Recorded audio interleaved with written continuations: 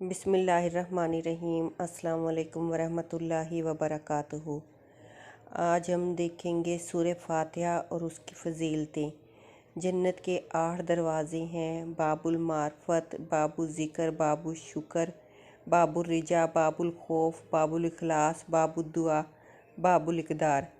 कोई भी इंसान जब नमाज में क़याम की हालत में अल्लाह ताला की सना बयान करता है तो उस पर जन्नत का पहला दरवाज़ा बाबुल मार्फत खोल दिया जाता है, और जब वो तस्मिया पढ़ता है तो ज़िक्र इलाही की बरकत से बाबुल ज़िक्र भी खोल दिया जाता है। उसके बाद वो सूरह फातिहा यानी अल्हम्दुलिल्लाहि रब्बिल आलमीन कह कर शुक्र अदा करता है तो उसके लिए बाबुल शुक्र भी खोल दिया जाता है। जब बंदा रहमानी रहीम कह कर उसकी रहमत और मेहरबानी की उम्मीद करता है तो उस पर बाबुल रिजा यानी उम्मीद का दरवाज़ा खोल दिया जाता है।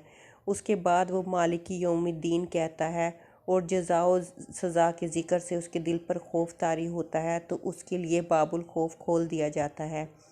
फिर वो इय्याका नअबुदु व इय्याका नस्तईन कहकर खुलूस दिल से अल्लाह ताला की इबादत और इस्ताअनत का तालिब होता है तो उस पर बाबुल इखलास भी खोल दिया जाता है। जब वो इहदिना सिरातल मुस्तकीम कहकर राह हिदायत पर साबित कदम रहने की दुआ मांगता है तो जन्नत का 7वां दरवाज़ा बाबुल दुआ भी खोल दिया जाता है। और जब वो सिरातल लज़ीना अनअमता अलैहिम गैरिल मग़ज़ूबी अलैहिम वलज़्ज़ालीन कहता है और नेक बंदों की रफ़ाकत और पैरवी का तालिब होता है तो उस पर जन्नत का 8वां दरवाज़ा बाबुल इक़्तिदा भी खोल दिया जाता है और उसे गुमराहों के शर से पनाह अता कर दी जाती है। अल्लाह ताला हमें 5 वक़्त नमाज पढ़ने की तौफ़ीक अता फ़रमाए, आमीन या रब्बुल आलमीन।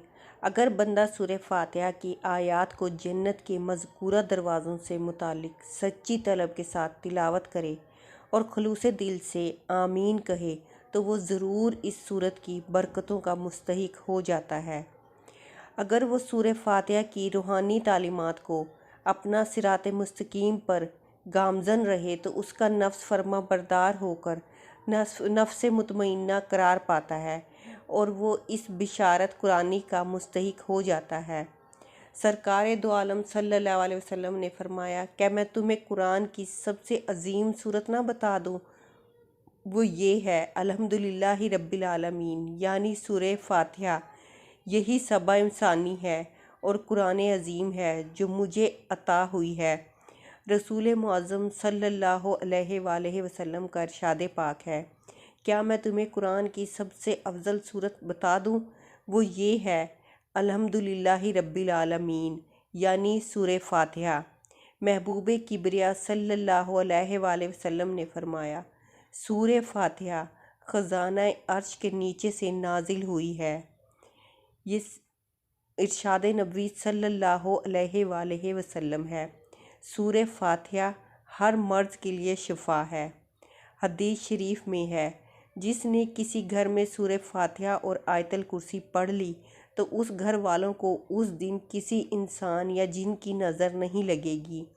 बारगाह रिसालत में एक फ़रिश्ता ने अर्ज़ की, या रसूलल्लाह सल्लल्लाहु अलैहि वसल्लम, खुश हो जाइए, आपको 2 ऐसे नूर अता किए गए हैं जो आपसे पहले किसी नबी को नहीं मिले।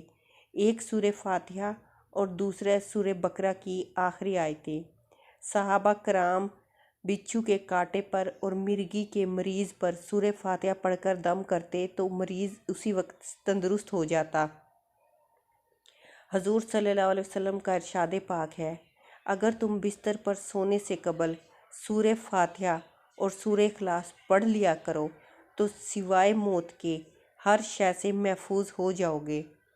बदन का दर्द हो या बुखार, कैंसर हो या फिर काला यरकान, फालिज, ज़ुकाम, हर तरह की छोटी बड़ी बीमारियों के लिए सूरह फातिहा का अमल निहायत आज़मूदा है। इस अमल के नताइज अजीबो गरीब है और जिसने भी ये अमल किया उसको नुमाया तब्दीली महसूस हुई। अमल दर्ज झैल है। नमाज फ़जर की सुन्नतों और फ़र्ज़ के दरमियान 41 मरतबा सूरह फातिहा को बिस्मिल्लाहिर्रहमानिर्रहीम के साथ मिला कर पढ़े। अव्वल व आखिर 7 बार दरूद शरीफ पढ़े। नमाज फ़जर के फ़ौरन बाद اس عمل کو 70 بار دہرائے اور اسی ترتیب سے عشاء کی نماز کے بعد اس کو پڑھے۔ اگر کسی وجہ یا مجبوری سے فجر کی سنتوں اور فرض کے درمیان نہ پڑھ سکے تو اس کو فجر کے بعد ضرور پڑھے، اور اس کے ساتھ روزانہ جتنا ہو سکے ایاک نعبد و ایاک نستعین کا ورد کرتے رہیں۔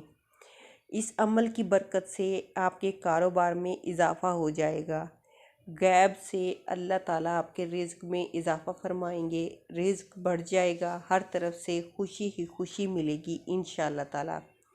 سورہ فاتحہ کو سر کے درد کے لیے ماتھے پر ہاتھ رکھ کر پڑھیں۔ اول و آخر درود شریف پڑھ کر دم کریں۔ تمام درد سر اور درد شقیقہ کو مفید ہے۔ 3 دن ایسا کریں، انشاءاللہ تعالیٰ اللہ کی رحمت ہوگی۔ پیٹ کے درد کے لیے نمک پر دم کر کے دیں۔ درد والا مریض نمک کو تھوڑا تھوڑا چکھے۔ بخار اور حرارت کے لیے 7 بار پانی پر دم کر کے پلائیں، انشاءاللہ مفید ہوگا۔ فتح یابی کے لیے 11 بار پڑھ کر اپنے کام کو جاری رکھیں۔ مشکل کشائی کے لیے 21 بار پڑھیں۔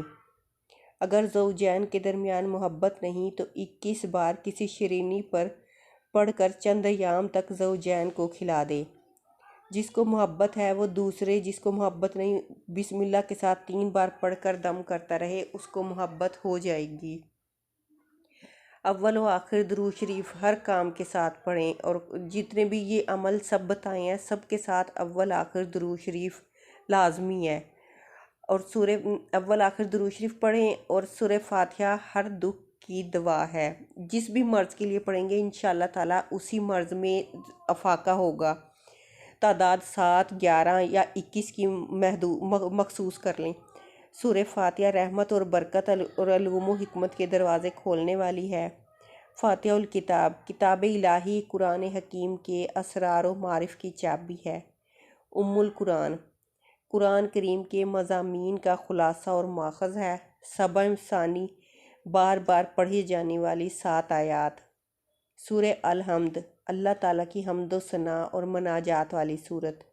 سورۃ الکنز، فضائل و برکات اور اسرار و رموز کا خزانہ۔ سورۃ الشفاء، تمام جسمانی اور روحانی امراض کی دوا۔ عبد المالک بن عمیر حضور صلی اللہ علیہ وسلم کا ارشاد نقل کرتے ہیں کہ سورہ فاتحہ میں ہر بیماری سے شفا ہے۔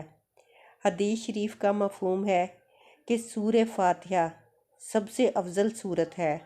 کسی بھی مشکل کے لیے اہدنا الصراط المستقیم کا ورد بھی بہت اچھا ہے۔ ایک روایت میں ہے کہ حضور کریم صلی اللہ علیہ وسلم کا ارشاد ہے کہ اس ذات کی قسم جس کے قبضے میں میری جان ہے، اس جیسی صورت نازل نہیں ہوئی، نہ توریت میں، نہ انجیل میں، نہ زبور میں۔